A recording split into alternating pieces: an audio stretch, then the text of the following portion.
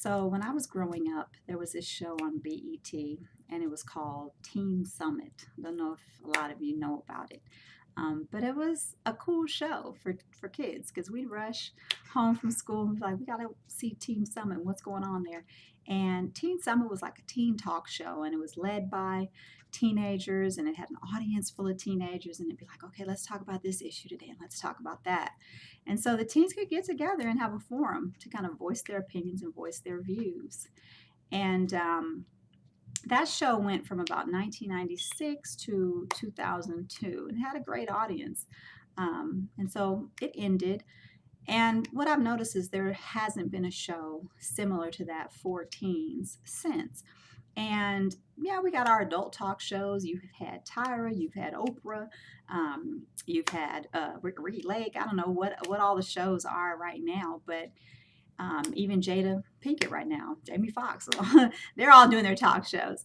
But there's not really a forum out there for the young voice and for the teenagers and the youth to kind of express themselves.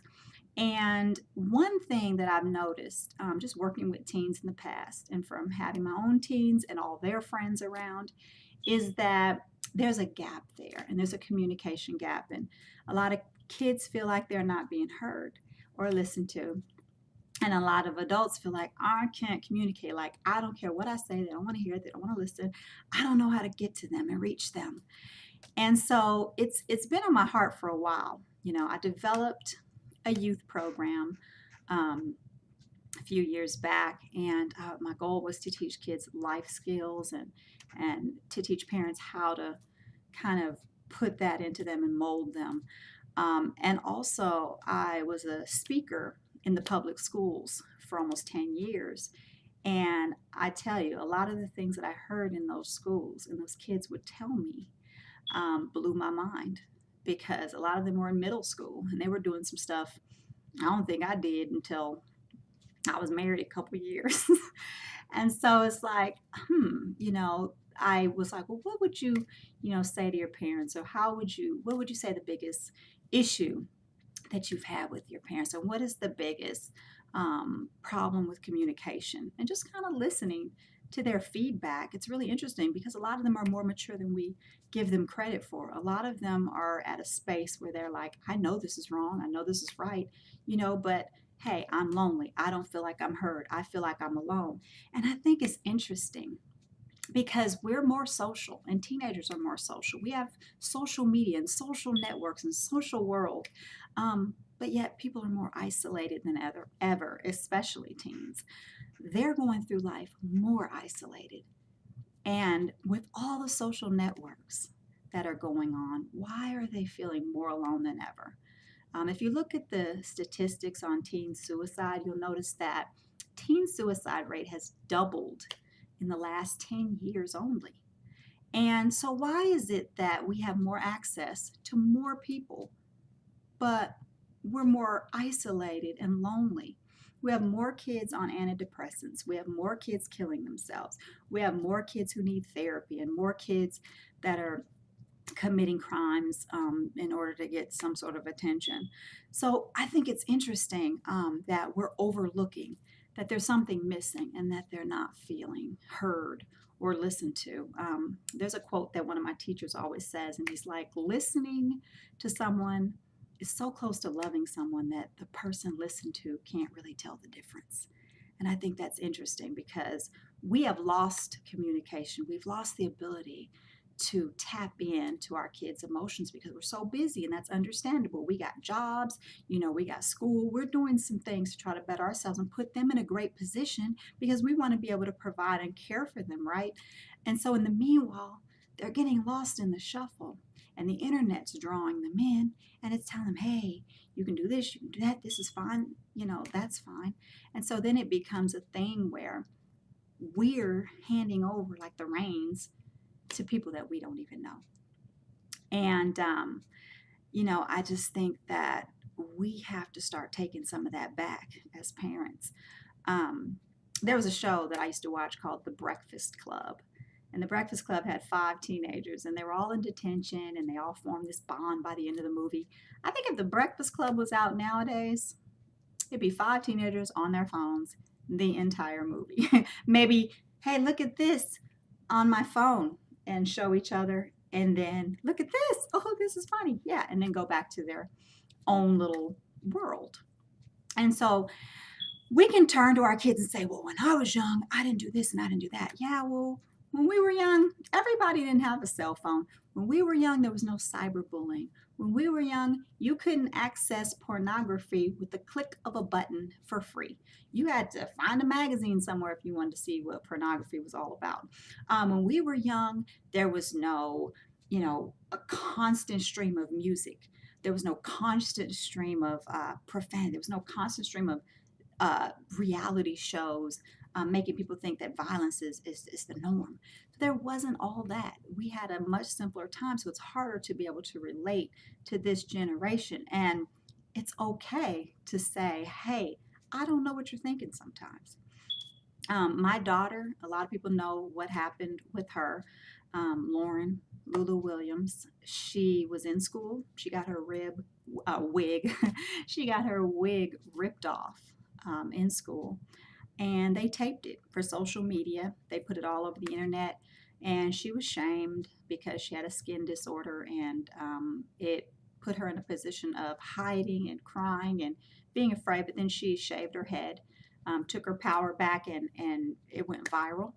And we were contacted by so many people around the world that said, I was very inspired and moved by the story. And that's a good thing. But I also got contacted by a lot of parents who were like, I don't, I'm having trouble with this, or I'm having trouble with that. I got contacted by people from Brazil, from France, from the United Kingdom, from Haiti. I mean, I got kids who reached out to me from everywhere as well. And Lauren, every day, just saying, what do I do about this? What do I do about that? And so when I started looking at what's out there, I said, there is no outlet. Like, where do they go? Where do they go to talk about their troubles? And where are they going to vent? Because each teenager has like their own individual pages, but where are they going to hear the angst of others or the pains of others, or understand that they're not alone in certain things?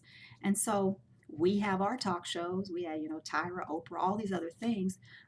Jamie Foxx and Jada Pinkett even started a show, but they don't have that outlet. We have a lot of political movements. We have Black Lives Matter. We have, with the politics and the president and the taking a knee, and the Me Too movement, and we have kids going through a lot of different things. But we don't ask, what is your opinion on this? We're not asking kids that, hey, what do you think about this? We don't even know what they think about it because we're so busy online battling it out amongst each other. We're not even looking at what the next generation even feels about it.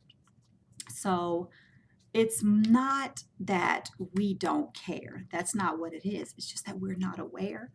And that's what's making that generation gap, because we have no clue. We have no idea. And so after the situation with my daughter, I decided to come up with a teen talk show. And so that's what I'm working on right now. I'm producing this show, and it's called Inside Homeroom 615.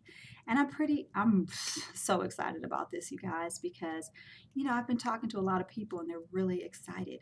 If you think about it, when Teen Summit ended in 2002, a whole nother generation has been born. That was 16 years ago. So whoever was born during that time is now 16. They're teenagers. They're in a prime time. They have never heard of Teen Summit. They've never heard of a teen talk show. And the kids like us who watched it, we're parents of teens. So we have questions. We want to know how to bridge that gap. And so the goal for me, you guys have heard me talk about being the village. Y'all have heard, even with, I have another daughter. She graduated from Harvard in law school in May. And a lot of parents have come to me, well, how did you, keep her motivated? Or how did this happen? Or, with your daughters? And, hey, let me tell you something. I worked at the communication.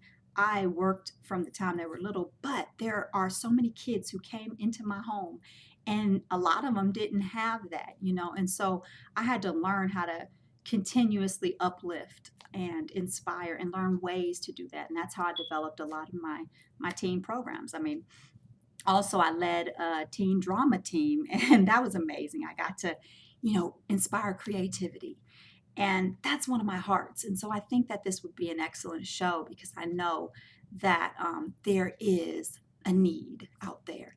And with the teen suicide rate doubling and kids not knowing a lot of the stuff that we were taught because, it was kind of just a matter of us watching TV. They don't watch TV anymore. So the show wouldn't even be on TV, it would be on the internet. And I would want to get, my goal is to have just an audience of just multicultural kids and making sure that every one is addressed because bullying has no color, suicide has no color, what's going on has no color. And I mean, it's all about all of our kids understanding that they're loved and cared for and valued. And one of my ideas for a show, we're going to have like a parent teen face off. I want the kids to say, hey, this is how I feel. And I want the parents to say, hey, this is how I feel. And I want to start bridging that gap and closing it so that parents, I want you to watch so you can know what your teens are thinking. Kids, teenagers, young people, I want you guys to watch and I want you to tell me what you want to see on this show, what topics. We have so many great things that we've come up with, and we have partnered with some awesome places. I mean, I got some high schools that are interested in doing this on their campus, high schools with journalism groups that will be editing and helping us that. So it'll be teen led, teen edited, teen filmed. It's going to be amazing. And so I'm pretty excited. But we also have an email address, and it's insidehr615@gmail.com. That's insidehr615@gmail.com. And that's where if you have an idea for, a topic that you want to see on the show, or if you have a question or if you have a story, I'm going to feature young entrepreneurs. We're going to have kids that are, have talent featured. We're going to show the positive because to be honest, who's showing the positive right now? I mean, we're showing all the negative things our kids do, but how many people are highlighting the young 10-year-olds who created something, or the 13-year-olds who have their own business, or the 15-year-olds who are graduating from college because they're geniuses? Nobody's doing that. And so I want to bring that to the world's attention. There are some amazing teenagers out there, and people say this is a lost generation, but not necessarily. A lot of the kids in this generation are going back to the values of previous generations because they're like fed up with some of our generation and what they see. And so just giving them that voice to be able to say, hey, this is how I feel. And it is of value. And us being able to say, I hear you. So that's the goal of this show. So if you have an idea and you want to email us and let us know, that'd be great. But I want you guys to stay tuned, and I want you to continue to support. I want you to share because I want to build interest in this, and I want to show people and sponsors and advertisers that there is a need for this, so we can get this show out and get the lives of our teenagers back. The last thing I want to do is continue to see our kids feel hopeless and helpless and continue to take lives when we're right in the next room. That shouldn't be happening. So once again, I'm Myckelle Williams. If you have any questions, email me, contact me. Even you guys have my Facebook as well. So be blessed, and I will see you soon. Inside HomeRoom 615. Stay tuned and look for it. You guys have a blessed night.